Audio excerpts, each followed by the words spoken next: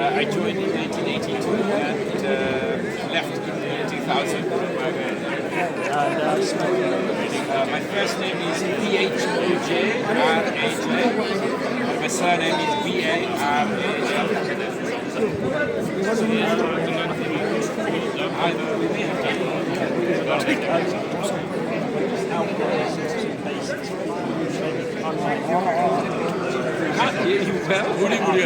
So for those who perhaps haven't followed this story through its transition, it's a long journey where you will be several miles. Would it be possible just to your knowledge at the time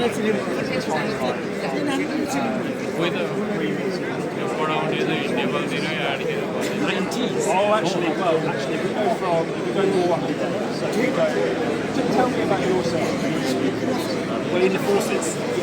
Well, I joined in 1982 and went there to the year 2000. Then when we were there, we had obviously because we signed different contracts, we had different terms and conditions to our peers counterparts. Then we only noticed that when we were living in the UK significantly. If we were living in Poland, probably it would make much difference. We would know the difference between our pensions and the pensions of British soldiers. When we started living here, our pension was one-fourth of the British counterparts, and everybody felt like they were unfairly treated. That's why the movement began, and also some soldiers who were sent home after the war without any compensation. So no whatsoever. For some, yes. Like, well, let's say in Hopkins, there was an incident and almost a company sacked. So no compensation, nothing. There must have been other incidents as well where if you served for less than 15 years, you were sent home without anything. So there was no recourse to pension. Maybe there was no contribution as well, but there was no recourse to any benefits after. And I think there's an issue with dividing the pre and post. Correct, yes. How has that as a community? You may have others that individuals itself have got a better deal. So it must be hard to bring this together. Absolutely, because those who enlisted after 1997, they have the same deal as the British soldiers. So you will not see anybody in this protest here, anybody who joined after 1997. All of us are pre-1997. So is it hard to garner that support really from the generation of government? Yes, it is nearly impossible because initially we have like almost people or more here. There is not a single person who enlisted after 1997. It's dividing the community completely. So younger generations of workers, they don't even know that we were treated.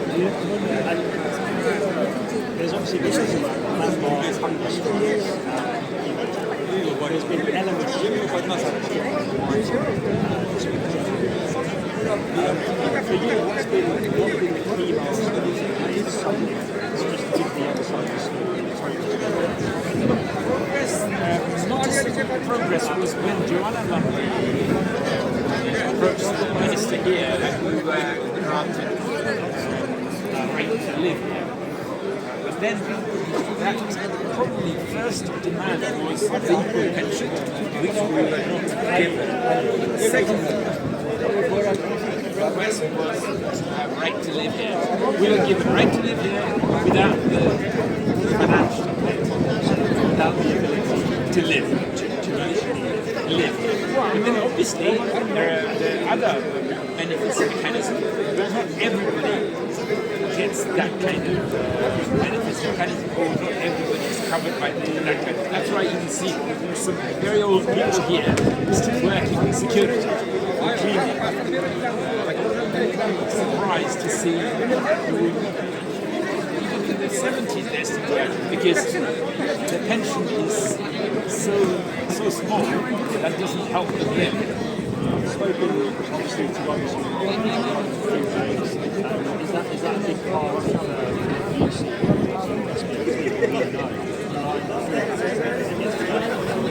I think most churches, as long as they're able, will go and work. They don't discriminate jobs like they would cleaner, security guards, whatever they get. So they are certainly keen not to go to food banks. If some are desperate, I'm sure they may have. So I was wondering today, why we don't It's been going on. This dialogue with British government has been going on for some time. I think this one was, I'm not 100% sure, but this one was triggered by the recent verdict by the Supreme Court that said at government level this has to be discussed. So until now, there was no firm verdict from the court. specifically to bring everyone to the same.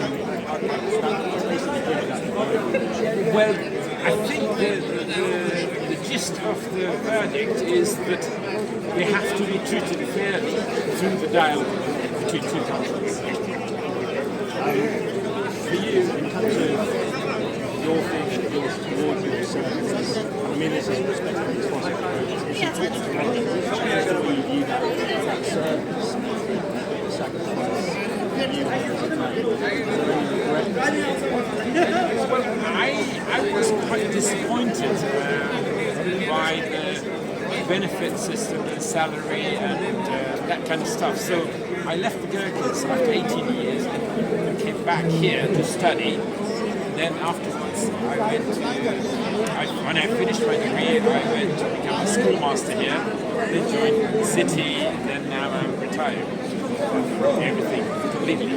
But not many people could do that, and I feel very sorry that I had to pay a foreign student fees after spending 18 years in the Gherkins, working for the British military. I had to go home and come back as a foreign student, and I had to apply for work permit to work here. So that is quite bizarre.